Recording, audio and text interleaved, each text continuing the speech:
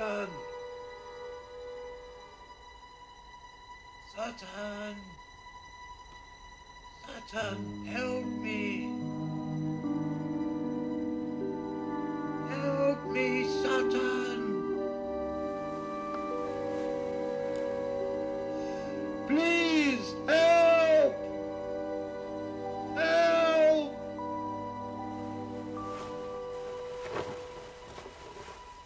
Help me, Satan! Satan! Help! Don't let them take me, Satan! Help me, Satan! Satan! Don't let them take me, Satan! Help me! Help me, Satan! Satan, help! Please, help! Help!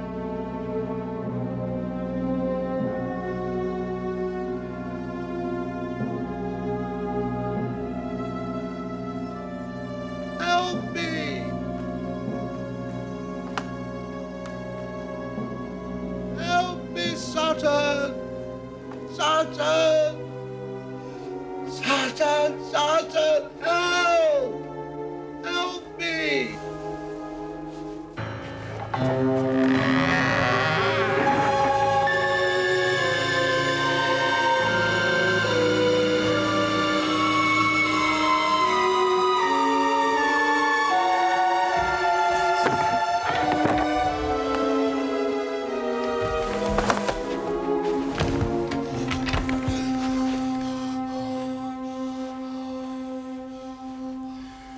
Satan! Satan!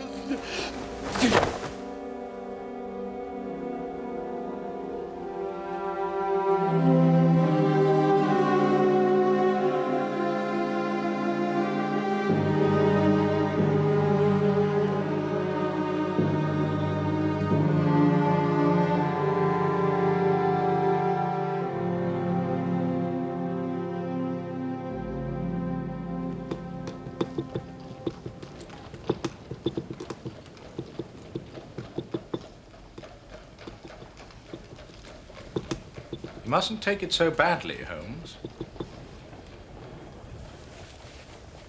What? Well, I know it's inconvenient, but you really mustn't let it affect you like this. Whatever do you mean? You are sitting there, boiling with indignation because you have been forced to leave the warmth and comfort of 221B by the ardor of Mrs. Hudson's spring cleaning. My dear Watson, however did you deduce that? By simply applying your methods, Holmes. Indeed. You'll agree that you are not here for either a shave or a haircut. That is true. How did you know? Because you invariably shave yourself. And you are patently not due for a haircut for another 2 weeks. Correct. And you left our rooms in some haste. You are without either your gloves or your cane. Go on. Well, I know that Mrs. Hudson has been trying to complete her spring cleaning all day. Now, you have been sitting there, frowning, eyes tightly closed, grinding your teeth, and all the time your fingers have been drumming like pistons on the arm of that chair.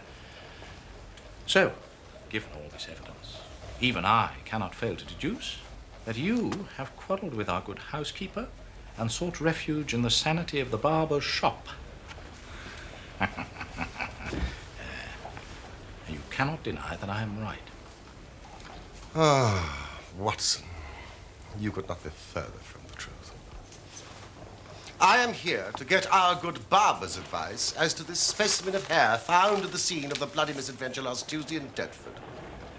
Oh, come along, Holmes. You're worried about something. What you perceived as agitation was indeed the most intense and tranquil enjoyment. My eyes were closed because I was trying to recall as vividly as I could the concert that we attended last night. You were grinding your teeth. That is because I made a slight error in my recollection of Joachim's fingering in his cadenza. In the third movement of the Beethoven Violin Concerto.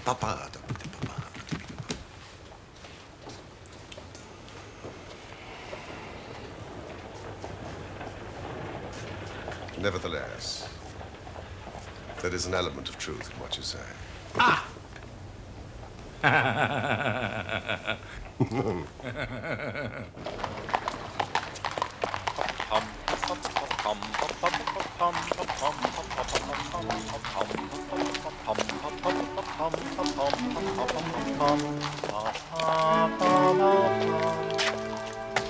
A doctor's. A general practitioner's, I perceive. Not been long in practice or had much to do. Come to consult us, I fancy. Lucky we came back.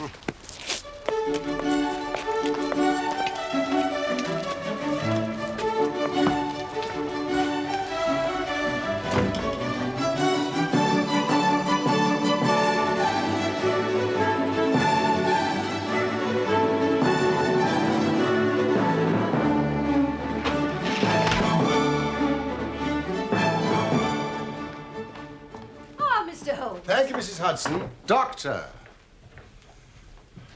This is my friend and colleague, Dr. Watson. Pray, resume your seat and tell me how I may serve you. Well, I am indeed a doctor. My name is Percy Trevelyan. I live at number 403 Brook Street. Aren't you the author of a monograph upon obscure nervous lesions? Well, yes, but I so seldom hear of the work, I thought it quite dead. By no means. My publishers give me a most discouraging account of its sales. You are yourself a medical man. Retired army surgeon. My hobby has always been the study of nervous disease. I should, of course, like to make it an absolute speciality. But a man must take what he can get first.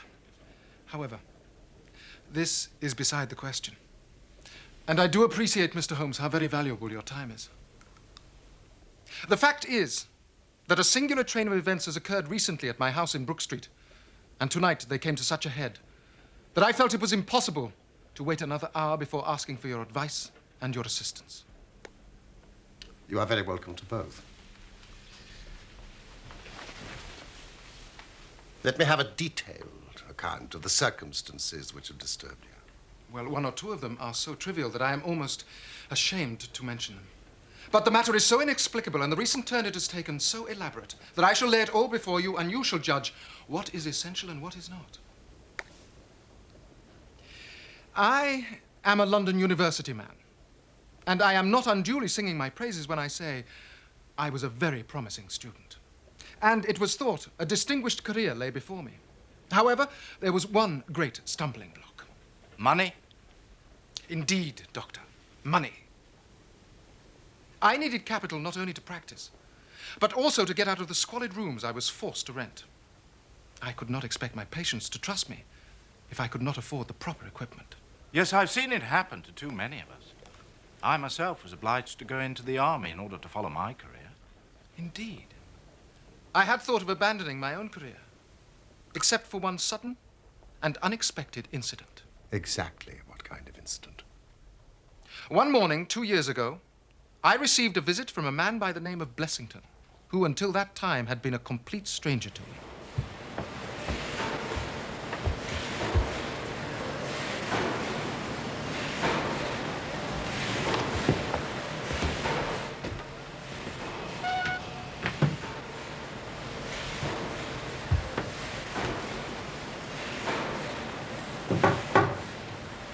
Come in.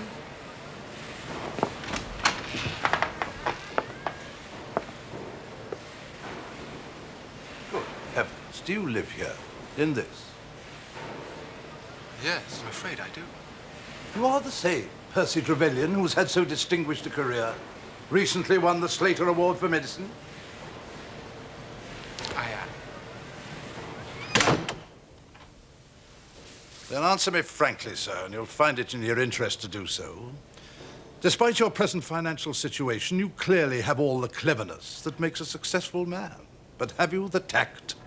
I trust that I have my share, sir. Any bad habits? Not drawn toward drink? Now, really, sir. Quite right. Quite right.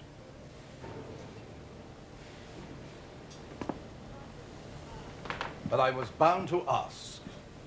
Why? Why, sir? Simply, why, with all these qualities, are you not in practice? Come now, it's the old story, more in the brains than in the pocket, eh? Now, sir, what would you say, sir, if I were to start you in Brook Street?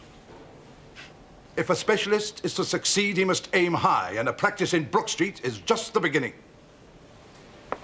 Capital, keep yourself in style, the hire of respectable carriage and horse, a surgery that's worthy of you, waiting room, servants, and the best equipment that money can buy. That is what you will have, sir.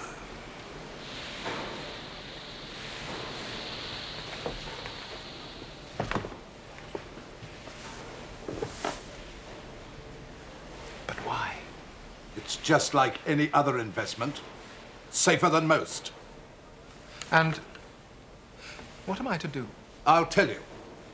I will take the house, furnish it, pay the maids, and run the whole place. All you have to do is to wear out the chair in your consulting room. And then you hand over to me 3/4 of everything you earn, and keep 1/4 for yourself. Now, what do you say to that, sir? Do you agree? This, then, Mr. Holmes, was the strange proposal with which Mr. Blessington approached me. I will not weary you with how we bargained and negotiated. But it ended with my moving into the house next quarter day and starting in practice on very much the same conditions as he had suggested.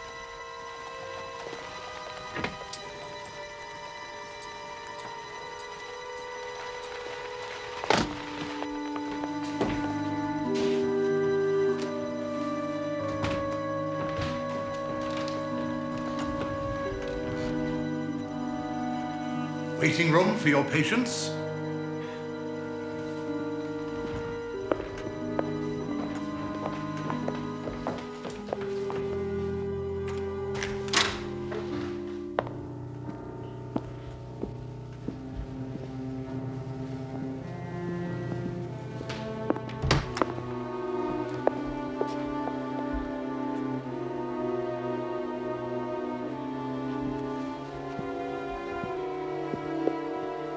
Your consulting room.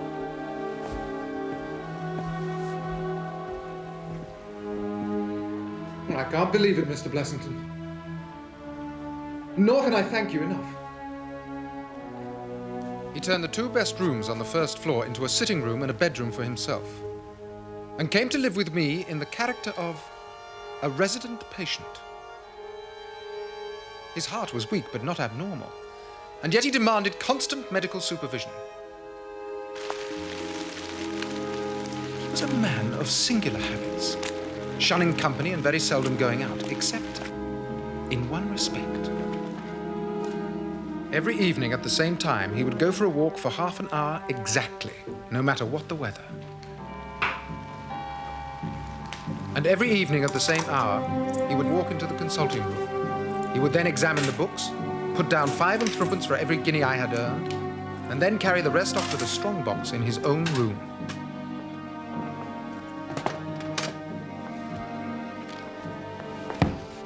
I may say with confidence, Mr. Holmes, that he never had occasion to regret his speculation.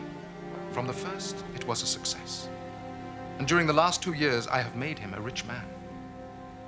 So much, Mr. Holmes, for my past history and my relations with the resident patient, Mr. Blessington. It only remains for me now to tell you what has occurred to bring me here tonight. Some weeks ago, Mr. Blessington came down to me in, as it seemed to me, a considerable state of agitation. Dr. Trevelyan! Dr. Trevelyan! Dr. Trevelyan! Dr. Trevelyan! Dr. Trevelyan! Dr. Trevelyan, sir! Mr. Blessington, calm yourself, sir. Calm myself! Calm myself! But, my dear sir, have you not heard of the burglary? Burglary? Where? No, not here, sir, not here. But it could have been. It could have been.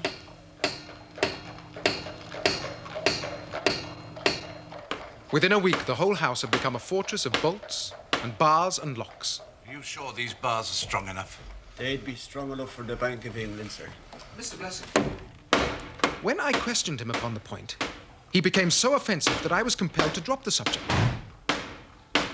At first, Mr. Holmes, I thought he merely sought to protect his strong box. But then, I suspected that it was his life he was protecting. From then on, he stopped going out altogether, peered continually out of his windows, and kept himself locked in his room in what I can only describe as a state of mortal dread.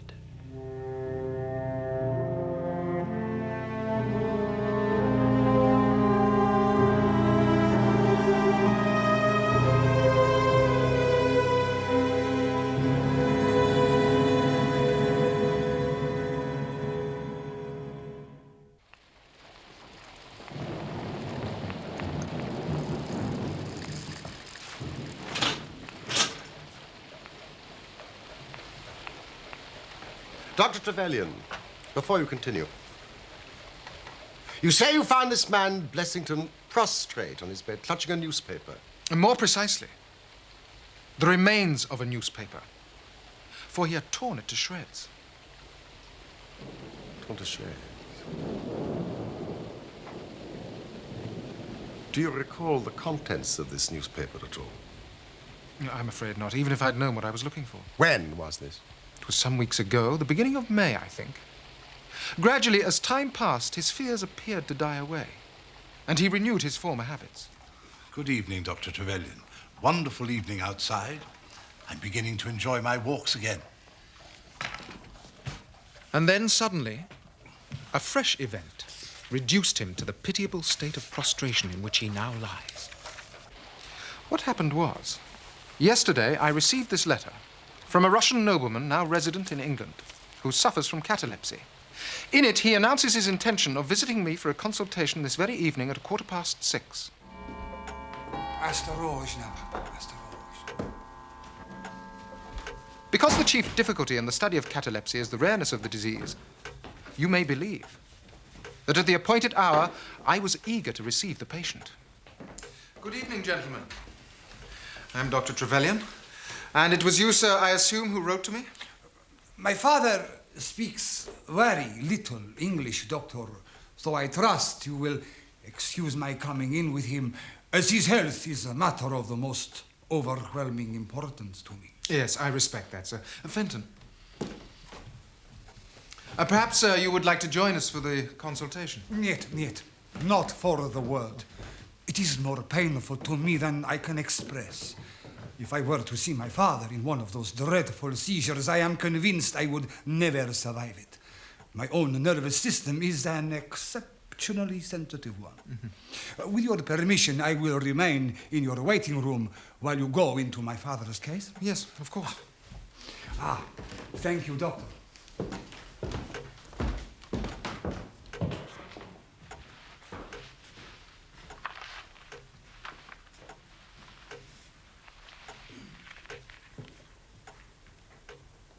Thank you, Fenton.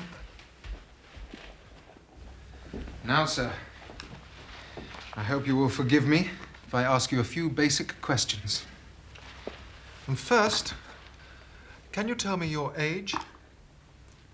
67. And apart from catalepsy, would you say you are physically sound? Normally, do you have good health? No headaches?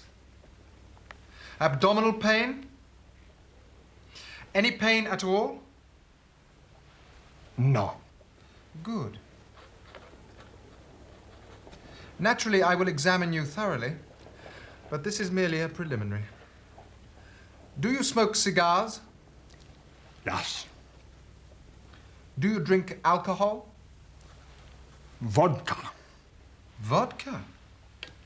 I see. Every day?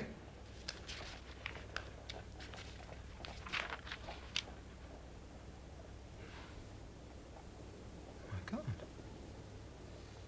I didn't expect it.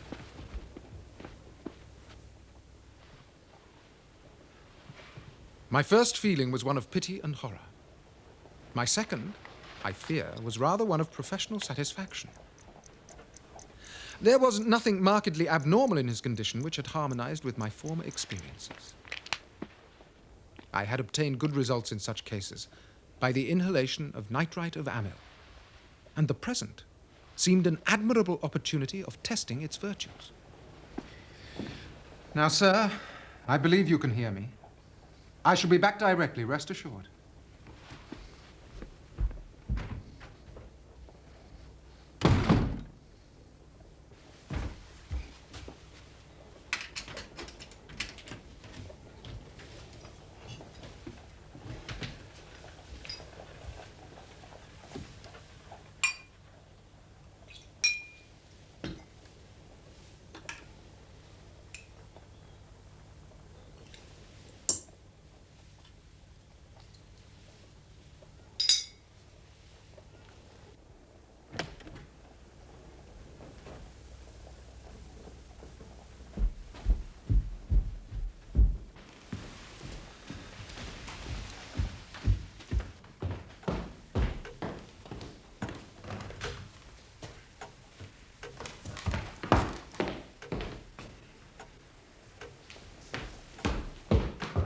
Fenton!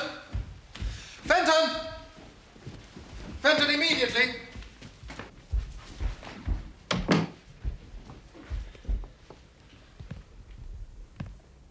Fenton, the two gentlemen you showed in less than 15 minutes ago, did you see them leave? Leave? No, sir. Are you sure? I'm positive, sir.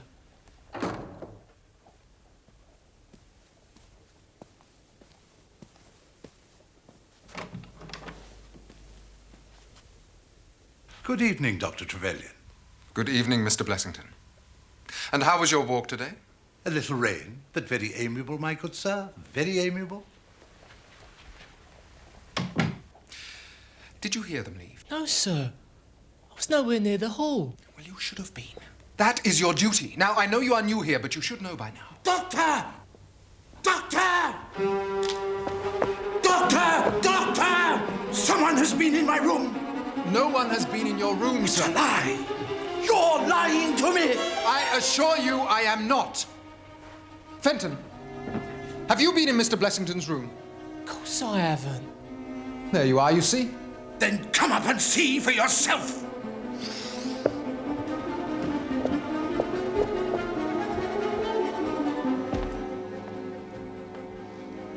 Now, sir. Look at those! You telling me that they're mine? Well, at first glance, they do appear to be too large for yours. Of course they're not mine. I always remove my galoshes at the front door. Has anything been stolen? No, but that's not the point. Nothing has been stolen. My privacy has been invaded by a stranger. Is that not enough?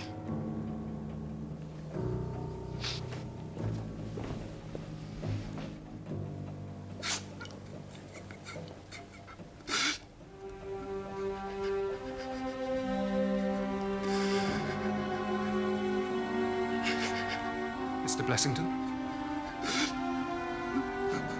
Mr. Blessington? Leave me alone. Go away, leave me alone. Surely there's something I can do to help. Shall I call the police? No. No, not those bunglers.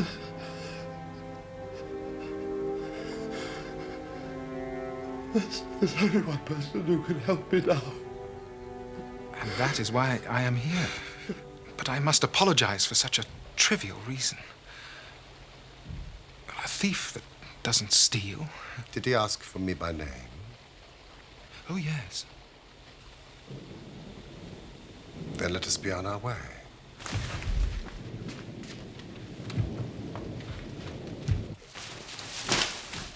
Thank you. This way?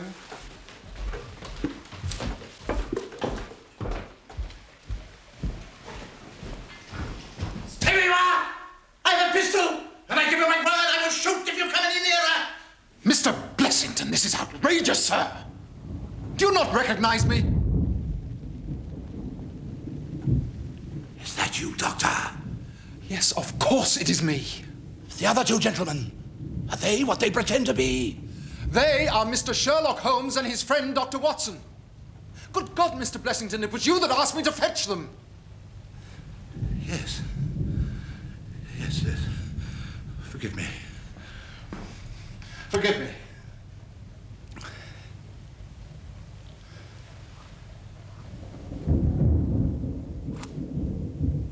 Gentlemen, do come up. I'm sorry if my precautions have annoyed you. Good evening, Mr. Holmes. I'm sure I'm very much obliged to you for coming round. No one has ever needed your advice more than I. No one. I expect Dr. Trevelyan has told you of this unwarrantable intrusion into my rooms. Why, so, Mr. Blessington, who are these two men? Which two men? I don't know them. Then why do they wish to molest you? Molest me? You can hardly expect me to answer that. You mean that you don't know? Come in here, please. Just have the kindness to step in here.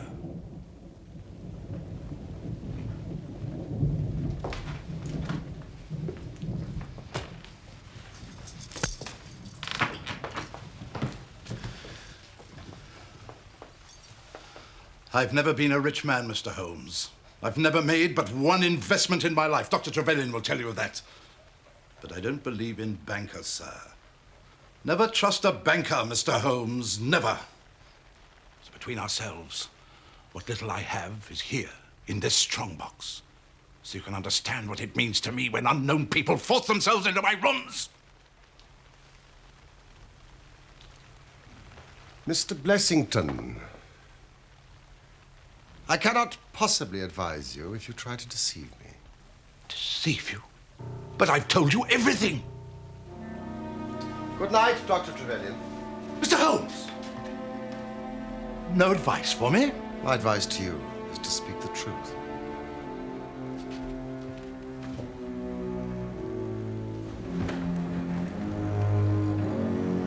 Holmes?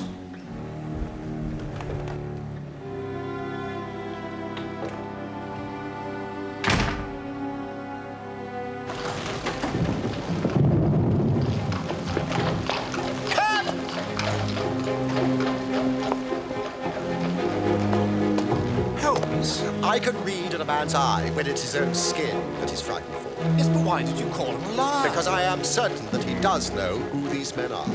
Cab!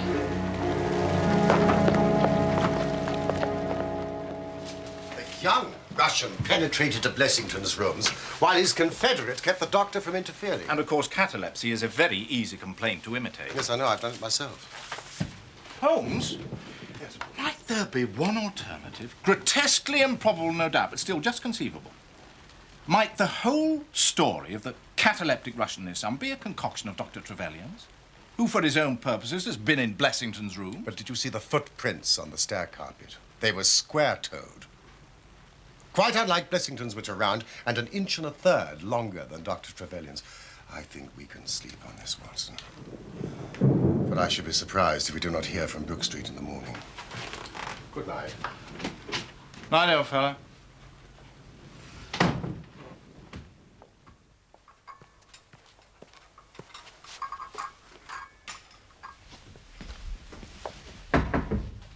Morning, Doctor. Your tea's here. Thank you, Nora.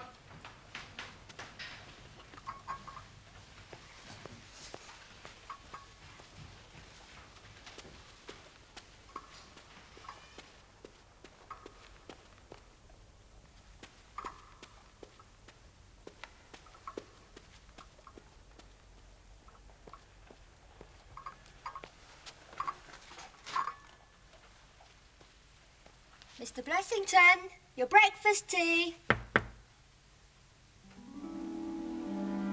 Mr. Blessington?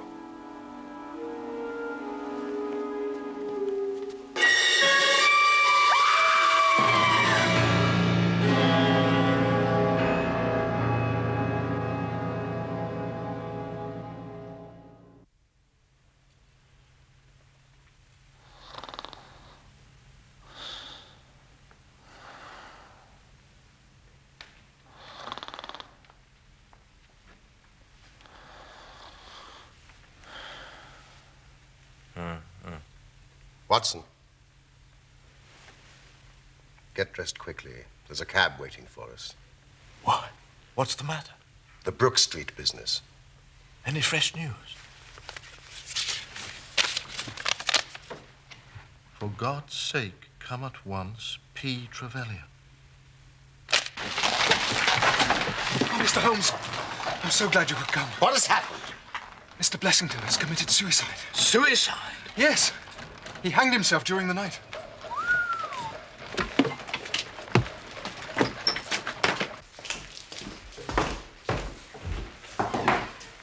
Has the body been touched? No. Where is the page? Nowhere to be found.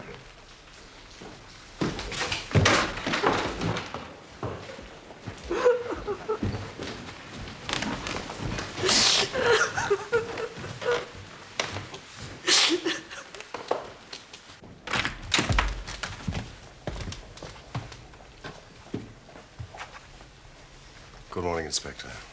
Mr. Holmes, delighted to see you. Now, please take a look. We were just about to take him down.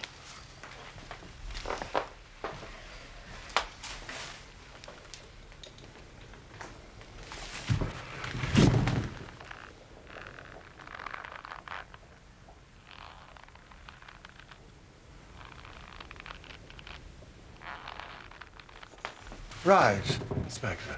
Stretcher!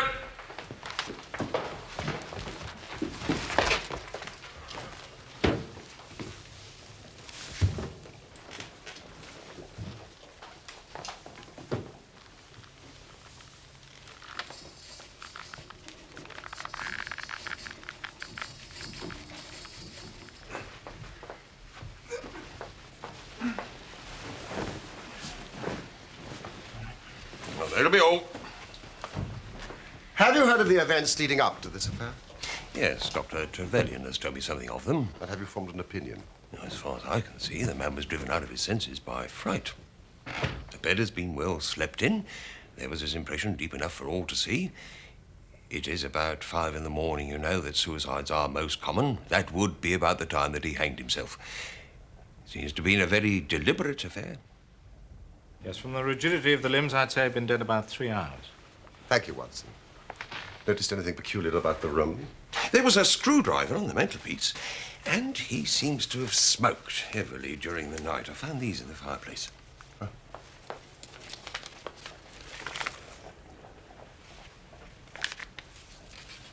Have you his cigar holder? No, I haven't seen one. His cigar case, then? Yes, it was in his coat pocket.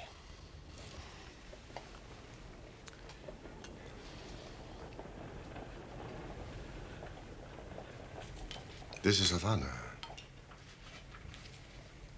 And these others are the cigars of the peculiar sort which are imported by the Dutch from their East Indian colonies. They're usually wrapped in straw, you know, and are thinner for their length than any other brand.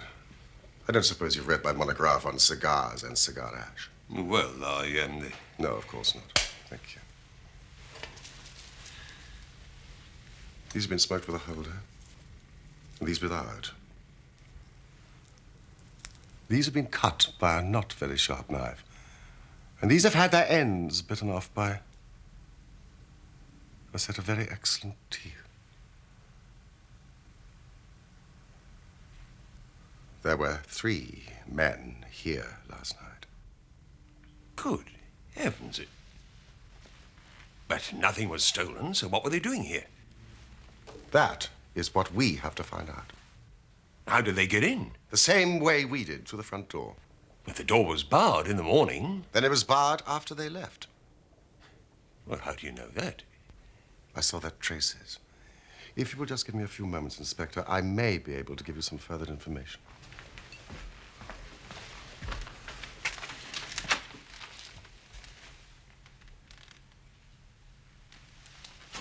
Don't move, Watson.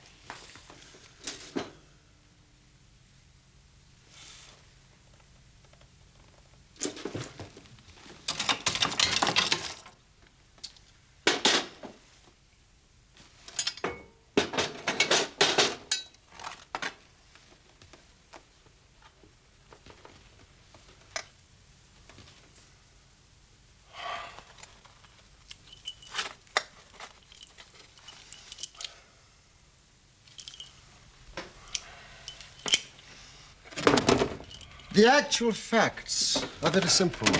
I shall be surprised if by the afternoon I cannot give you the reasons for them as well. But Holmes, can't you tell us anything now?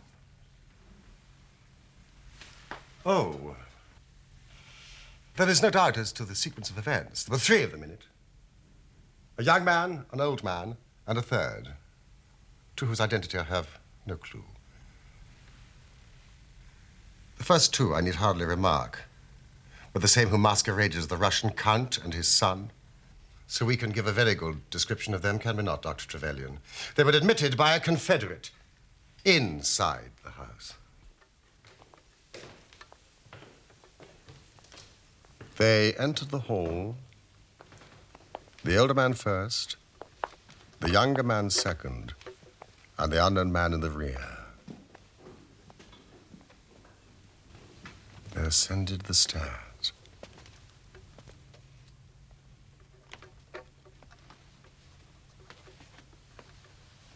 With the help of a wire, they forced the key. Even without the lens, you can see where the pressure has been applied.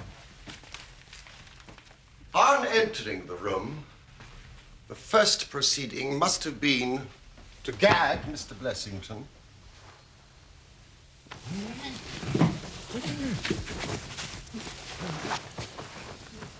Having secured Blessington, it is evident to me that a consultation of some sort was held, probably in the nature of a judicial proceeding. It must have lasted for some time, for it was then that the cigars were smoked. It was there that the older man sat, in the wicker chair. It was he who used the cigar holder. The younger man sat there. He knocked his ash off against the chest of drawers. The unknown fellow paced up and down. Blessington, I think, sat upright in the bed, but of that I cannot be absolutely certain. It ended, of course, by them taking Blessington.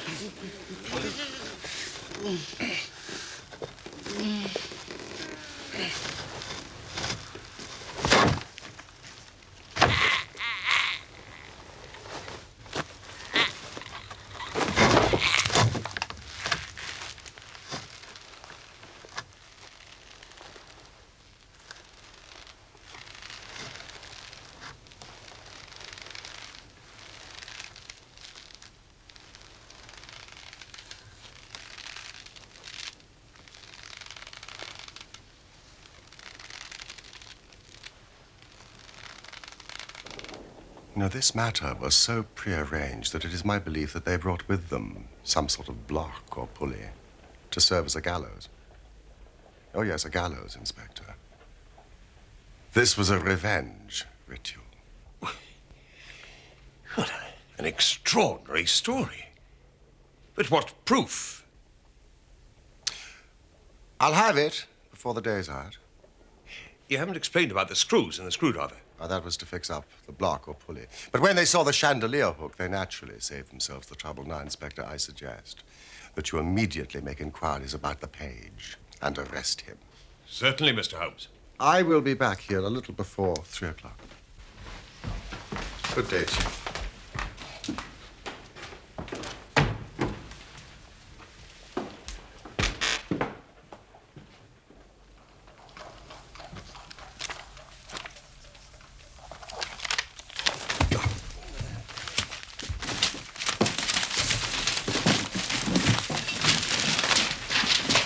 I dare say Mrs. Hudson will be a little put out when she sees all this.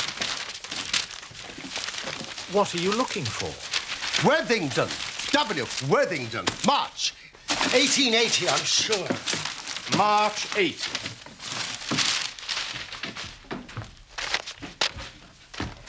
'80. January. February. March. good. Watson. Blessington. Or Sutton, as he was known then. Mrs. Hudson. Your little boat is coming along beautifully, Doctor. Oh, thank you, Mrs. Hudson. I must run.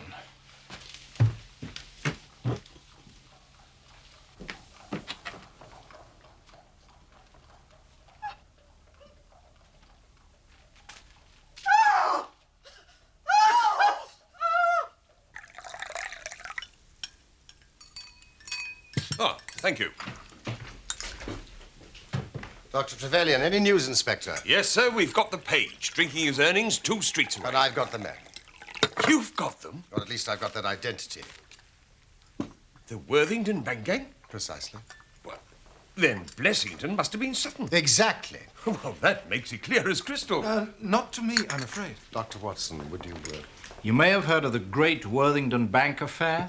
There were 5 men in it. The 3 who were in this room, a 4th named Cartwright, and Blessington.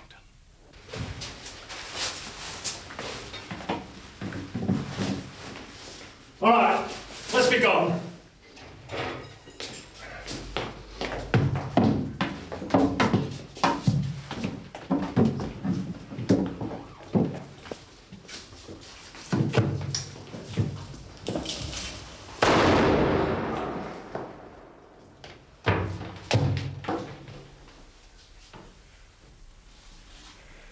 It's a hanging job now. Only if someone squeals.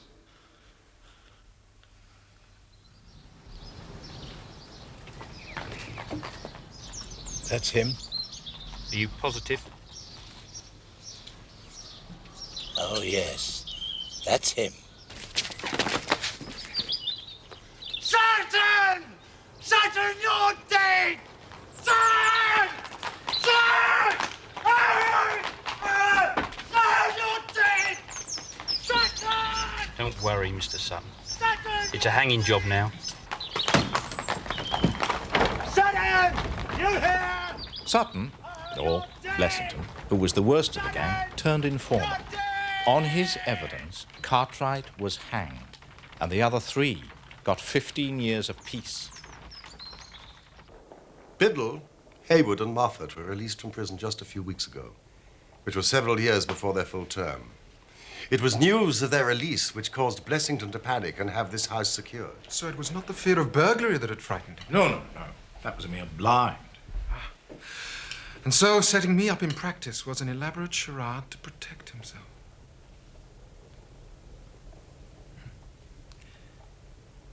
Well, why could he not tell you this? He was trying to hide his own identity from everybody for as long as he could. His secret was shameful, and he couldn't bring himself to divulge it. However, wretch as he was, he was still living under the shield of British law. And I have no doubt, Inspector, that we shall see that though that shield may fail to guard, the sword of justice is still there to avenge. In spite of the efforts of Sherlock Holmes, the 3 murderers of Blessington eluded the police and fled the country aboard a ship bound for Portugal. It was a few weeks later that we learned that the ship, the Nora Craner, had sunk with all hands upon the Portuguese coast, some leagues to the north of Oporto.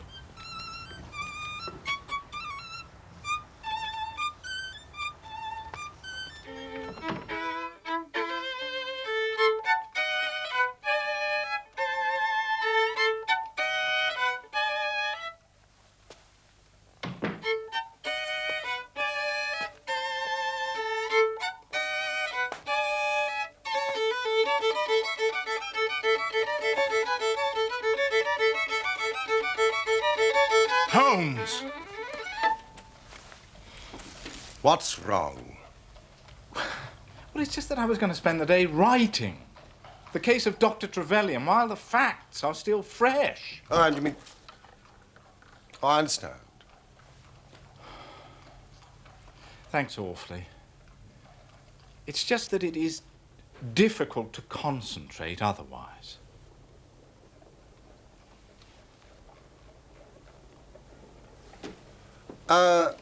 What will you entitle this particular account?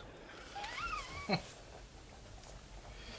didn't know you were interested in my writing. I am always interested in your choice of titles. Well, I thought I'd call it the Brook Street Mystery.